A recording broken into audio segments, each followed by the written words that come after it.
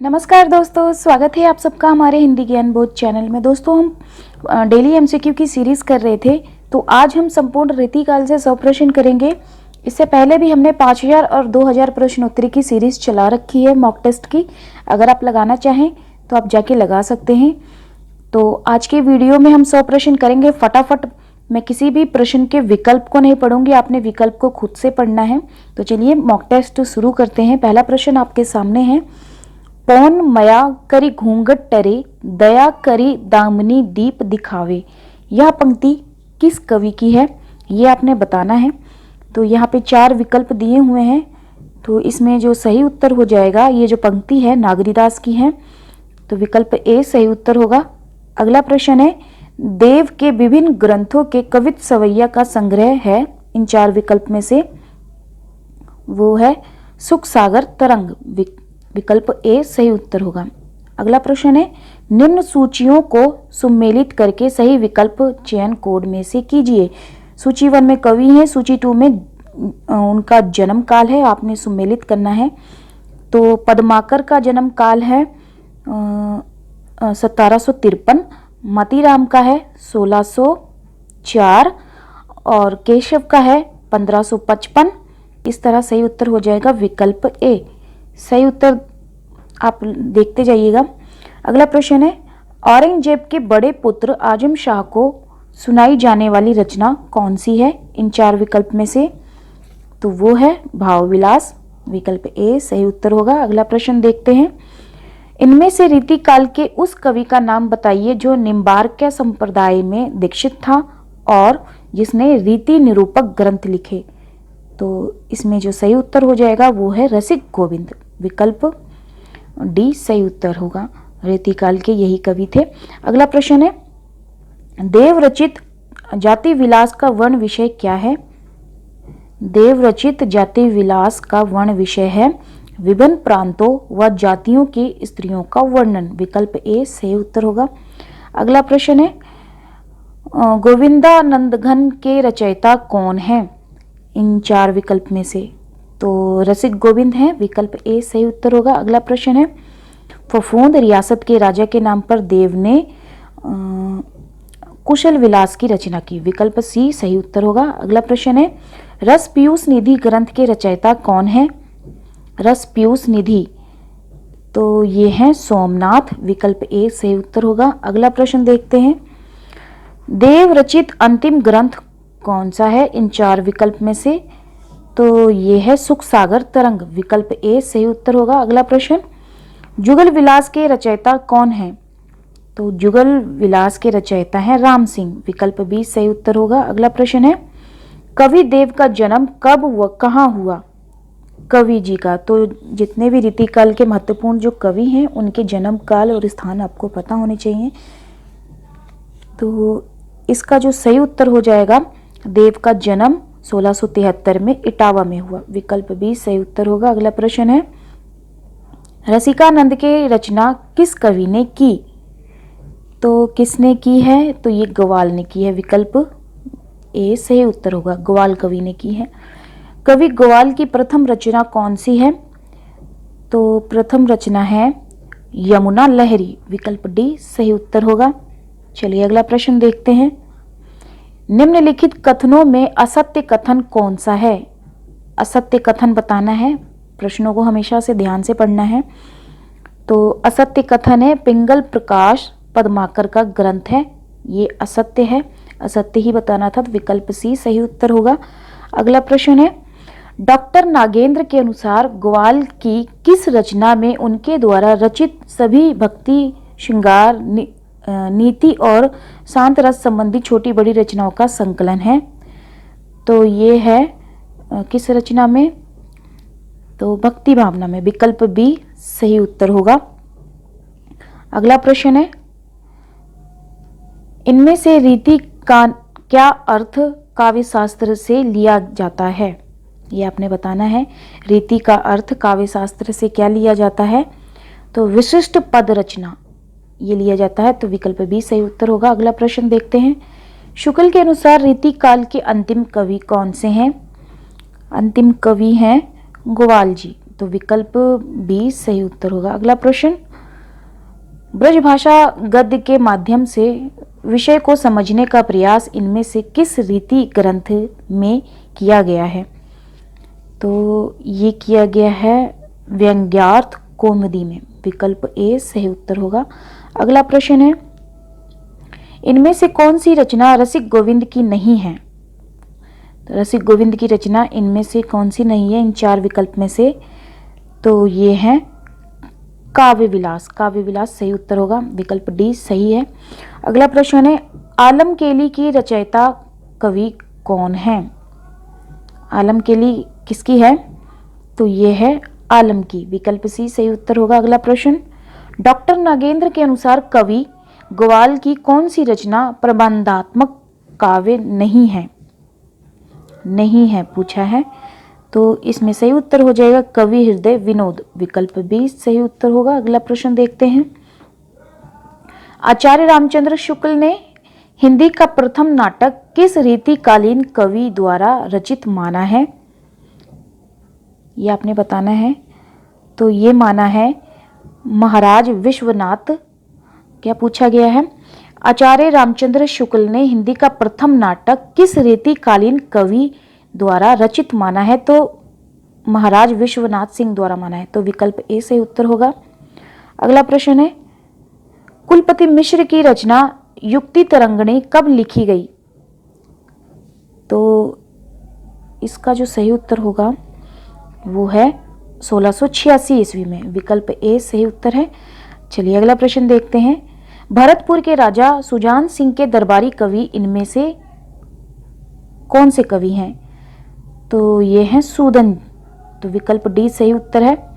चलिए अगला प्रश्न देखते हैं, रीति निरूपण एवं काव्य रचना को समान महत्व देने वाले कवि कौन थे? इस प्रश्न का सही उत्तर हो जाएगा कुलपति मिश्र, विकल्प ए सही उत्तर है। अगला प्रश्न है, नवरस तरंग नामक ग्रंथ के रचयिता कवि कौन है? नवरस तरंग किसकी है? तो ये है बेनी प्रवीण की, विकल्प डी सही उत्तर है। अगला प्रश्न, इनमें से कौन कवि मुसलमान हैं? तो मुसलमान कवि कौन है इनमें से? तो रसलीन है, विकल्प ए सही उत्तर होगा। अगला प्रश्न है, देव ने किस नए संचारी भाव की उद्भावना की? तो ये की थी छल की, विकल्प ए सही उत्तर होगा। अगला प्रश्न है, अभिधा उत्तम काव्य है मध्य लक्षणाहीन, यह पंक्ति किस कवि की है? तो ये पंक्ति है देव की, विकल्प डी सही उत्तर होगा इस प्रश्न का। अगला प्रश्न है, किस कवि ने जयपुर नरेश, प्रताप सिंह सतारा नरेश, रघुनाथ राव ग्वालियर नरेश, दौलत राव सिंधिया के आश्रय में रहकर काव्य रचना की? तो किस कवि ने? तो इन चार विकल्प में से सही उत्तर हो जाएगा पद्माकर ने की है, विकल्प सी सही उत्तर होगा। अगला प्रश्न है, इनमें से देव की रचना कौन सी नहीं है? तो सुजान विलास नहीं है, विकल्प डी सही उत्तर होगा। अगला प्रश्न है, ढोल सो बनाए आए मेलत सभा के बीच, लोगन कबित कीबो खेल करी जानो है, यह पंक्ति किस कवि की है? ये आपने बताना है। तो ये पंक्ति है ठाकुर की, विकल्प ए सही उत्तर होगा। अगला प्रश्न है, देव के किस ग्रंथ में रात दिन के भोग विलास की दिनचर्या है? तो इस प्रश्न का उत्तर बताइए, देव के किस ग्रंथ में रात दिन भोग विलास की दिनचर्या का वर्णन किया गया है? तो ये अष्टयाम में किया गया, विकल्प ए सही उत्तर होगा। अगला प्रश्न देखते हैं, जान मिले तो जहान मिले, नहीं जान मिले तो जहान कहाँ की, यह पंक्ति किसकी है? किस कवि की है ये पंक्ति? तो ये बोधा कवि की पंक्ति है, विकल्प सी सही उत्तर होगा। अगला प्रश्न देखते हैं, इनमें से महाभारत और हरिवंश का हिंदी पद में अनुवाद किस कवि ने किया? ये आपने बताना है, तो किस कवि ने किया? गोकुलनाथ गोपीनाथ ने किया, विकल्प ए सही उत्तर होगा। अगला प्रश्न देखते हैं, देव द्वारा रचित देव शतक नामक ग्रंथ का विषय क्या है? देव शतक ग्रंथ का विषय क्या है इन चार विकल्प में से? तो अध्यात्म है। विकल्प सी सही उत्तर होगा। अगला प्रश्न, सुजान चरित्र के रचयिता कवि का नाम बताइए। तो इस प्रश्न का सही उत्तर हो जाएगा सूदन। विकल्प सी सही उत्तर होगा। अगला प्रश्न है, देव द्वारा रचित देव माया प्रपंच किस नाटक का पदबंध अनुवाद है। तो किस नाटक का है ये आपने बताना है। तो ये है प्रबोध चंद्रोदय का। विकल्प ए सही उत्तर है इस प्रश्न का। अगला प्रश्न है, इनमें से कौन सा ग्रंथ वीरात्मक नहीं है। सॉरी, क्या पूछा गया, वीर रसात्मक नहीं है। तो इस प्रश्न का सही उत्तर हो जाएगा जगद विनोद। विकल्प डी सही उत्तर है। अगला प्रश्न है, देव की कौन सी रचना कृष्ण चरित्र का वर्णन है। किस रचना में कृष्ण चरित्र का वर्णन किया गया है। देव की किस रचना में। तो ये किया गया है देव चरित्र में। विकल्प बी सही उत्तर होगा। अगला प्रश्न देखते हैं, व्यंग्यार्थ कौमुदी के रचनाकार इनमें से कौन है। ये आपने बताना है कौन है। तो ये है प्रताप शाही। प्रताप शाही है। विकल्प सी सही उत्तर है। अगला प्रश्न है, देव की भाषा दूसरों की अपेक्षा कुछ अधिक सदोष है तथा उसमें शब्दों की तोड़ मड़ोड़ तथा व्याकरण रूपी की अव्यवस्था कुछ अधिक देखने को मिलती है। पंक्ति किस आलोचक की है। तो ये पंक्ति है डॉक्टर नागेंद्र की। विकल्प सी सही उत्तर है। अगला प्रश्न है, पृथ्वी सिंह इनमें से किस कवि का वास्तविक नाम है। पृथ्वी सिंह किस कवि का वास्तविक नाम है इन चार विकल्प में से। तो ये है रसनिधि का नाम है। तो विकल्प बी सही उत्तर होगा। अगला प्रश्न देखते हैं, डॉक्टर नागेंद्र ने नायक नायिका नायक भेद का विश्वकोश देव की कौन सी रचना के लिए कहा है।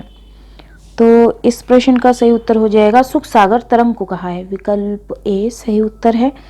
चलिए अगला प्रश्न देखते हैं, छत्र प्रकाश किस प्रकार का काव्य है।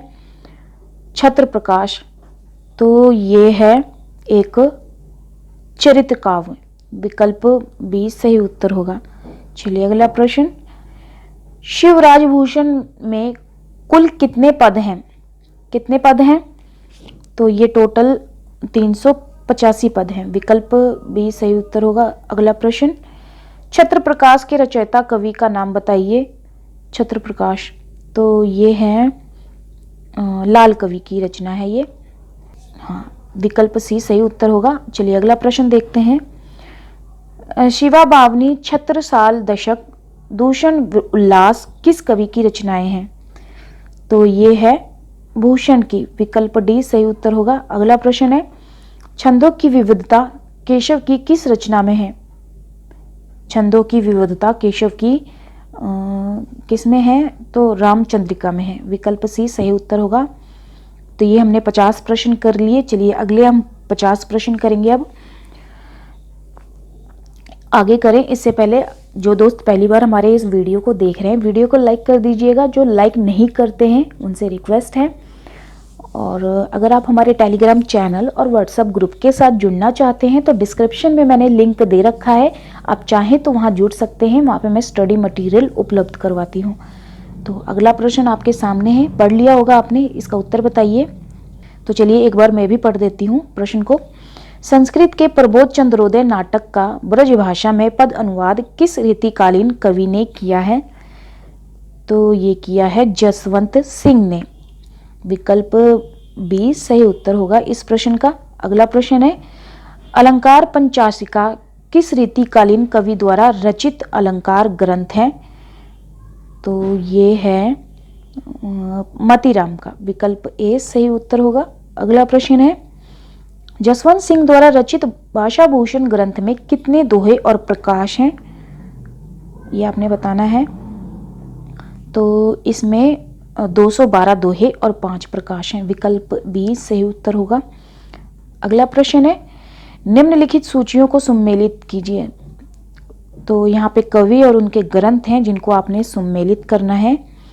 मैं इसको थोड़ा सा, हाँ, आप सम्मिलित करिए। मतीराम का है ललित ललाम, और जसवंत सिंह का है भाषा भूषण, पद्माकर का है जगद विनोद, गोप का है रामचंद्राभरण। तो इस तरह सही उत्तर हो जाएगा डी। डी इस प्रश्न का सही उत्तर हो जाएगा। चलिए अगला प्रश्न देखते हैं। जयदेव के चंद्रालोक पर आधारित अलंकार ग्रंथ इनमें से कौन सा है? तो इस प्रश्न का सही उत्तर हो जाएगा भाषा भूषण, विकल्प ए सही उत्तर है। अगला प्रश्न है, इन सूचियों को सुमेलित करके सही कथन का चयन कीजिए। तो कवि और उनके ग्रंथों को सुमेलित करना है, तो चलिए इनको सुमेलित करिए। अब करिए सुमेलित। पद्माकर का ग्रंथ कौन सा है? तो पद्माकर का है हिम्मत बहादुर रुदावली। रसलीन का है अंगदर्पण। तोष का है सुधानिधि। याकूब खां का है रसभूषण। इस तरह इस प्रश्न का सही उत्तर हो जाएगा विकल्प ए। जी चलिए अगला प्रश्न देखते हैं। रीतिकाल में राष्ट्रीयता की भावना जगाने वाले कवि कौन हैं? इन चार विकल्प में से तो ये हैं भूषण जी, विकल्प बी सही उत्तर होगा। अगला प्रश्न, रीतिकालीन आचार्य जसवंत सिंह किन शासकों के विश्वास पात्र थे? ये आपने बताना है। जसवंत सिंह किन शासकों के विश्वास पात्र थे इन चार विकल्प में से? तो ये थे शाहजहां और औरंगजेब के, विकल्प ए सही उत्तर होगा। चलिए अगला प्रश्न देखते हैं। इनमें से पद्माकर द्वारा रचित अलंकार ग्रंथ कौन सा है? तो पद्माकर द्वारा रचित अलंकार ग्रंथ बताना है, तो ये है पद्माभरण, विकल्प सी सही उत्तर होगा। अगला प्रश्न है, अनुभव प्रकाश अपरोक्ष सिद्धांत रचना किसकी है? ये बताना है आपने। तो ये है जसवंत सिंह की, विकल्प ए सही उत्तर होगा। चलिए अगला प्रश्न देखते हैं। भूषण के द्वारा रचित अलंकार ग्रंथ का नाम बताइए। भूषण द्वारा रचित अलंकार ग्रंथ का नाम है शिवराज भूषण, विकल्प बी सही उत्तर होगा। चलिए अगला प्रश्न देखते हैं। कुलपति मिश्र जयपुर के किस राजा के आश्रय में थे? इस प्रश्न का उत्तर बताइए। कुलपति मिश्र जयपुर के किस राजा के आश्रय में थे? तो ये थे राम सिंह के, विकल्प ए सही उत्तर होगा। अगला प्रश्न है, केशव किस प्रकार के आचार्य कवि माने जाते हैं? तो ये माने जाते हैं अलंकारवादी, विकल्प सी सही उत्तर होगा। अगला प्रश्न है, महाभारत के द्रोण पर्व का अनुवाद किस रचना में है? तो ये है संग्राम सार में, विकल्प ए सही उत्तर होगा। अगला प्रश्न है, कुलपति मिश्र की कौन सी रचना मम्मट के काव्य प्रकाश का छाया अनुवाद है? तो कौन सी रचना का मम्मट के काव्य प्रकाश का छाया अनुवाद है? कुलपति मिश्र की कौन सी रचना है? तो यह है रस रहस्य, विकल्प डी सही उत्तर होगा। अगला प्रश्न है, कौन सी रचना दुर्गा सप्तशती का पदबंध अनुवाद है? तो इस प्रश्न का सही उत्तर हो जाएगा दुर्गा भक्ति चंद्रिका, विकल्प ए सही उत्तर होगा। अगला प्रश्न है, रसभूषण नामक रीति ग्रंथ के रचयिता कौन है? तो ये है रसभूषण नामक रीति ग्रंथ के रचयिता याकूब खां हैं, विकल्प सी सही उत्तर होगा। अगला प्रश्न है, कुलपति मिश्र के प्रबंध काव्य रचना कौन सी है? इन चार विकल्प में से तो प्रबंध काव्य रचना कौन सी है? यहाँ पे देखिए ए बी सी डी चारों ऑप्शन मैंने एक ही लाइन में लगा दिया है। तो इस प्रश्न का जो सही उत्तर हो जाएगा संग्राम सार है, विकल्प डी इस प्रश्न का सही उत्तर है। संग्राम सार कुलपति मिश्र का प्रबंध काव्य रचना है। अगला प्रश्न है, किसके अनुसार आचार्य कर्म के भूषण जितने असफल रहे हैं कवि कर्म में उतने ही अधिक सफल कहे जा सकते हैं? ये कथन किसका है? इन चार विकल्प में से ये देख के बताना है आपने। तो ये कथन है डॉक्टर नागेंद्र जी का, विकल्प बी सही उत्तर होगा। अगला प्रश्न है, पन्ना नरेश खेत सिंह के दरबारी कवि कौन थे? ये आपने बताना है कौन थे। तो ये थे बोधा कवि, विकल्प डी सही उत्तर होगा। अगला प्रश्न है, रसग्राहक चंद्रिका के रचयिता कौन है? रसग्राहक चंद्रिका के रचयिता हैं सुरती मिश्र, विकल्प ए सही उत्तर होगा। अगला प्रश्न है, रीति काल में रचित अधिकांश काव्य इनमें से किस प्रकार का है? तो ये एक मुक्तक काव्य है, तो विकल्प ए सही उत्तर होगा। अगला प्रश्न है, बिहारी सतसई पर किसका प्रभाव नहीं है? किसका प्रभाव नहीं है? तो ये गीत गोविंद का नहीं है, विकल्प ए सही उत्तर होगा। अगला प्रश्न है, सुजान चरित्र किस शैली की रचना है? सुजान चरित्र किस शैली की रचना है? तो ये एक प्रबंध काव्य है, विकल्प ए सही उत्तर होगा। अगला प्रश्न, इनमें से कौन सा ग्रंथ रीति ग्रंथ नहीं है? रीति ग्रंथ नहीं है इनमें से, इन चार विकल्प में से कौन सा ग्रंथ है? तो वो है बिहारी सतसई, विकल्प बी सही उत्तर है। अगला प्रश्न, रस पीयूष निधि किस शैली की रचना है? किस शैली की रचना है?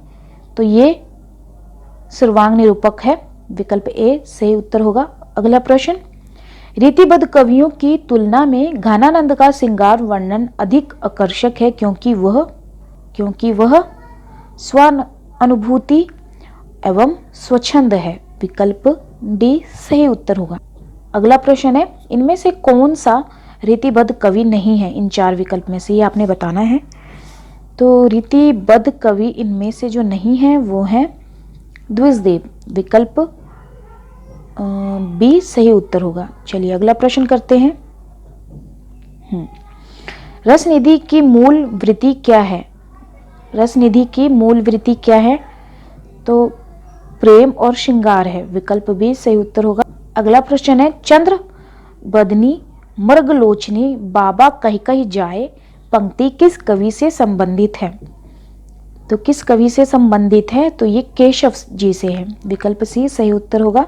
अगला प्रश्न है, लाल भात लसत है सुंदर बेदी लाल कियो तिलक अनुराग ज्यों लखी के रूप रसाल, ये प्रमुख पंक्तियां किस कवि की हैं? ये आपने बताना है किस कवि की हैं। तो ये रसनिधि की है, विकल्प बी सही उत्तर होगा। अगला प्रश्न आपके सामने है, अद्भुत गति यह प्रेम की बैनन कही न जाए दृगन भूख लगे हवन भूख ही देत भगाए, ये पंक्ति किसकी है? अब ये पंक्ति किसकी है बताइए आप।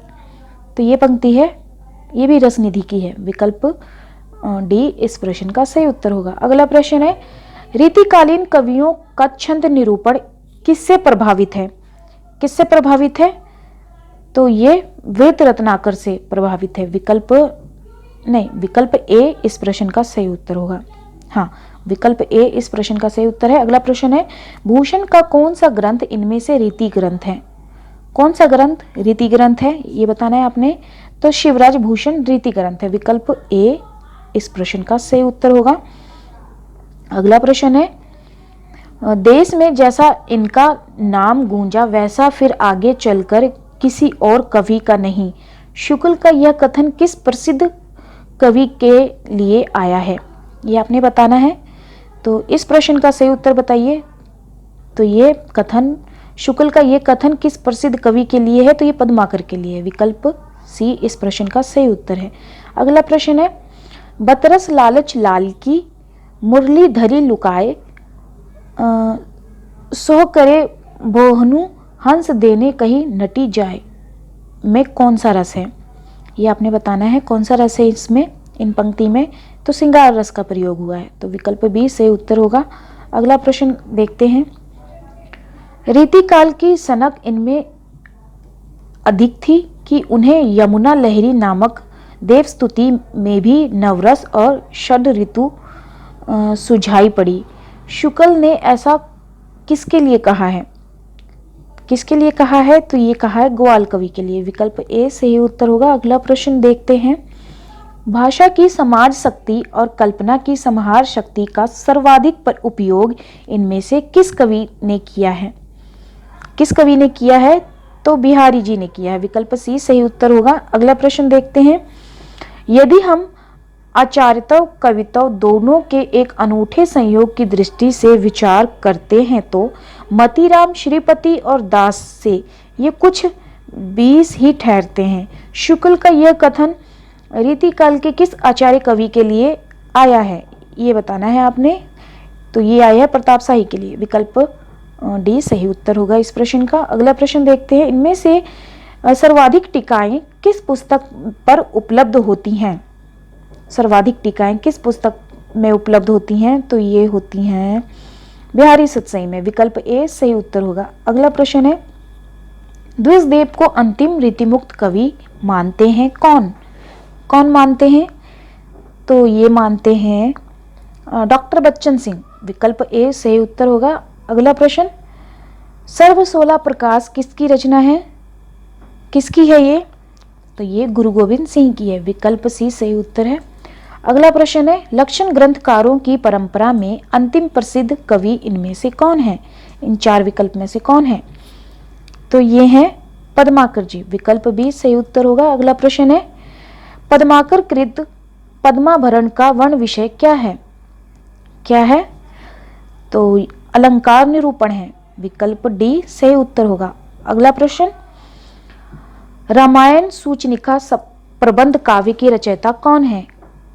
रामायण सूचनिका प्रबंध काव्य के रचयिता इनमें से हैं रसिक गोविंद। विकल्प सी सही उत्तर होगा। अगला प्रश्न है, इनमें से सतसई किस कवि ने नहीं लिखी? हाँ, तो इस तरह के प्रश्न भी बहुत पूछे जाते हैं कि किसने सतसई लिखी है, किसने नहीं लिखी है। तो इन कवियों की भी आपने नाम ध्यान में रखने हैं। तो फिलहाल इस प्रश्न का सही उत्तर क्या होगा? तो वो है पद्माकर। पद्माकर जी ने सतसई नहीं लिखी है। विकल्प डी सही उत्तर होगा। अगला प्रश्न है, सर्वांग निरूपक लक्षण ग्रंथ काव्य रसायन के रचयिता कौन है? तो ये हैं देव जी। विकल्प ए सही उत्तर होगा। अगला प्रश्न है, तर्क और स्थापना से। दोस्तों, मुझसे कई जन पूछ रहे थे कि तर्क और स्थापना वाले वीडियो आपने नहीं बनाया क्या? तो जी मैंने बिल्कुल नहीं बनाया है, क्योंकि काफ़ी जब मैंने ये सीरीज़ शुरू की थी तर्क और स्थापना वाली, तो काफ़ी लोगों को ये पसंद नहीं आया था, तो मैंने बनाना छोड़ दिया था। 2004 से 2020-21 तक मैंने इनके कंटेंट बना के रखे हुए हैं। अब जब समय मिलेगा तो मैं फिर से तर्क और स्थापना वाले प्रश्न करवा दूंगी। फिलहाल इस प्रश्न का उत्तर बताइए। ये PYQ ही से लिया है मैंने ये वाला प्रश्न। जैसे वीर कर्म से पृथक वीरता कोई पदार्थ नहीं, वैसे ही सुंदर वस्तु से पृथक सौंदर्य कोई पदार्थ नहीं। ये स्थापना है। तर्क है, क्योंकि सौंदर्य बाहर की कोई वस्तु नहीं है, मन के भीतर की वस्तु है। जो भीतर है वही बाहर है। तो इस प्रश्न का सही उत्तर क्या होगा, ये आपने बताना है। कोड नीचे दे दिया है मैंने। तो इस प्रश्न का जो सही उत्तर हो जाएगा, इसमें दोनों ही सही हैं। तर्क और स्थापना दोनों ही सही हैं। विकल्प सी सही उत्तर होगा। चलिए अगला प्रश्न करते हैं। इनके काव्य को देखकर यदि कहा जाए कि रीति काव्य में कविता का चरमोत्कर्ष इनके बाद समाप्त हो जाता है तो असंगत न होगा। नागेंद्र का ये कथन किस रीतिकालीन कवि के लिए आया है? किस कवि के लिए ये कहा है डॉक्टर नागेंद्र ने? तो ये कहा है प्रताप शाही के लिए। विकल्प डी सही उत्तर होगा इस प्रश्न का। अगला प्रश्न और आज के वीडियो लेक्चर का अंतिम प्रश्न है, तंत्री नाद कवित रस सरस राग रति संग यह पंक्ति किस कवि की है? तो उम्मीद है इस प्रश्न का सही उत्तर पता होगा सभी को, क्योंकि ये PYQ का प्रश्न है। तो जी बिल्कुल सही, ये बिहारी जी का है। तो विकल्प सी सही उत्तर होगा। ये 100 प्रश्न थे। उम्मीद है आप सभी को पसंद आया होगा। और वीडियो को लेके आपकी क्या फीडबैक है मुझे कमेंट सेशन में कमेंट करके ज़रूर बताइएगा, और वीडियो को एक लाइक कर दीजिएगा। तो चलिए फिर मिलते हैं एक नए वीडियो में एक नए टॉपिक के साथ। धन्यवाद।